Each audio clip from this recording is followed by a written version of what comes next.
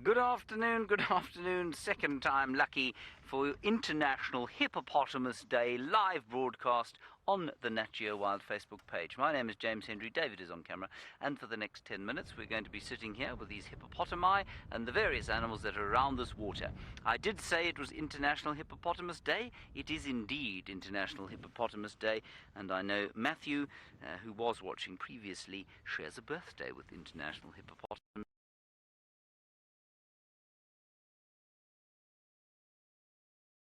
Comment section of this broadcast. We're going to be with you for the next 10 minutes, signal allowing, and I don't think I'm going to move a muscle from where I'm sitting now, and we should have some beautiful pictures for you during the course of the next 10 minutes. Now, you're watching something called Safari Live, and we do this every single day from 0530 to 0830. That's in the morning, Central African time, and then from 1600 hours all the way to 1900 hours in the afternoon, and that's also Central African time. And you can catch us at wildsafarilive.com. Otherwise, just Google Safari Live and you'll find the stream that works best for you. And then we also do a live television broadcast in North America to Nat Geo Wild. Look at that funny little thing having a play there. On Sunday evenings at 11 p.m. That's Eastern Standard Time in the United States. So you've plenty of ways that you can watch us, and we're doing the 8th of 8 live safaris on Sunday evening. For you, 11 o'clock p.m. Eastern Standard Time, United States, Nat Geo Wild. For the rest of you, if you don't have Nat Geo Wild in the United States, well, you can just watch it on the internet for free. Connie, you say you love watching these videos. We love bringing you these videos. I mean, this is just a stunning sight, isn't it? Let's just take in the scene from wide out. We've got a cyclone moving in overhead, and that's why that sky looks so very beautiful, although ominous at the same time. Big cyclone 120 kilometers from where we're now sitting, thrashing into the coast of Mozambique. And I think we're going to catch the end of it probably by tomorrow. That should give us a bit more rain. We could use a bit more rain, but of course we don't want too much of vicious storms. Micah, you say you don't think this should be a holiday because hippos kill people. Micah, well, it's not a holiday, so here we are, we're all at work. But hippos don't really kill that many people, They kill far fewer people, for example, than cows kill.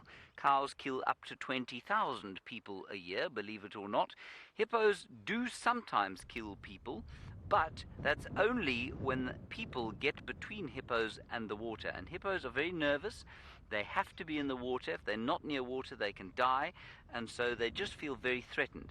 Now, Michael, it's very important for me to convey to you that animals here are not dangerous. No animal out here wants to kill people.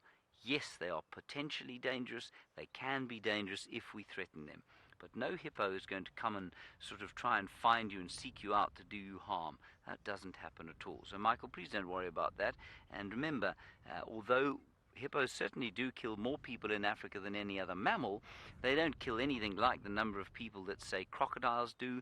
They don't kill as many people as mosquitoes do, or as cattle, as I was saying. So don't worry about that. So it's a gorgeous scene. Then at the end of the dam, we've got a whole lot of waterbuck. Those are those wonderful antelope, one of 9 species that we find out here. And Tash, this is the comment that a lot of people have, and I hope for many it won't be true, but you say, thank you for bringing you here, because you don't think you'll ever be able to come to a place like this. Well, I hope that's not true, but if it is, I'm glad you're getting a taste of the African wilderness through us here. Then, once we've had a look at those waterbuck who are rather enjoying the sun, but it's much cooler than it has been, we're going to zip across to the left, and we're going to look at a huge herd of impala grazing through the clearings here. And Tracy, while we look at the impala, you say Happy Hippo Day to all you lovely hippos. Well, yes, I agree. And it's so nice to have them here in this water. We spend a lot of time here enjoying them, and they give us a great deal of pleasure. Huge herd of impala there, and you can see there that the grass is quite brown. And that's because we haven't had much rain in the last 3 weeks. It's been blindingly, volcanically hot, and this cyclone is bringing in the promise of quite a lot of rain. And that's very exciting indeed for us. Look at that. Now, Wendy, you want to know what kinds of animals we have here? Well, there's one. That's one of 9 species of antelope. So we've got impala and kudu and wildebeest and waterbuck and bushbuck and nyala and sable sometimes. And I'm forgetting some. What are the other 2? I'm missing them now. Bushbuck, I think I said. Duiker and steenbok, the 2 little ones, so we've got those ones. Then we've got lions and buffalo and hippo and elephants and leopards and cheetah sometimes and wild dogs and 250 species of birds, countless species of flowers and trees. So there really is a huge amount going on out here. They're all huddling in the shade now and wondering, I'm sure, why it is that the wind is blowing so strongly. And of course that's because we have a major weather system moving in. It's all rather exciting, I must say.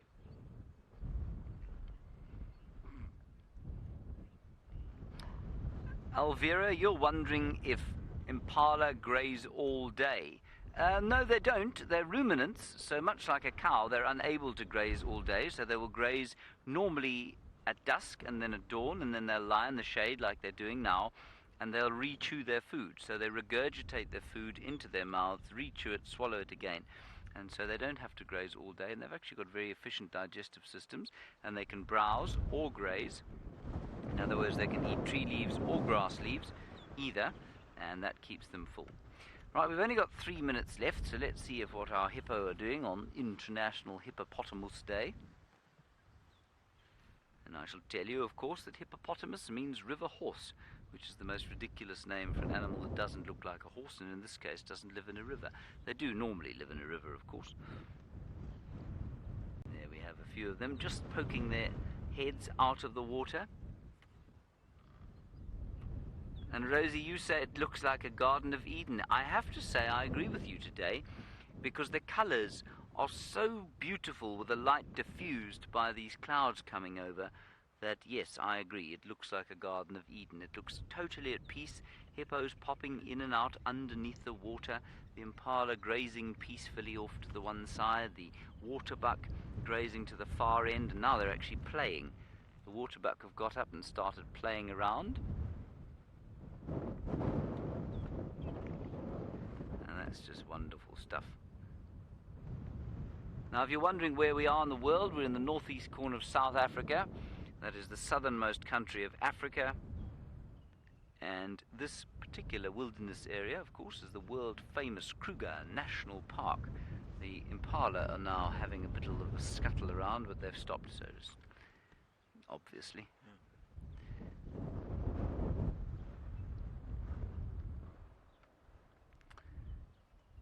And Eric, you've been watching for some time, obviously, because you say, have we had any sightings of the newest baby hippo? You know, I think the little baby hippo is in amongst this group here, just in front of us, and I have seen the little nose popping up now and again, but I can't be exactly sure as to where it is.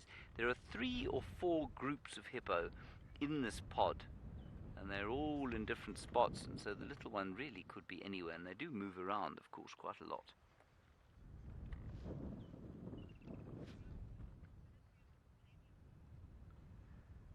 And then just remember, we are doing this, like I say, 11 p.m. Natural Geographic Channel in the United States, Eastern Standard Time, 11 p.m. Sunday nights for the 8th of 8 live safaris. That's on this Sunday.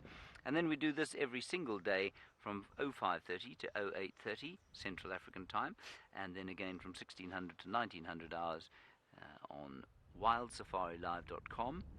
Otherwise, you can just Google Safari Live and you'll find the best sort of feed for you.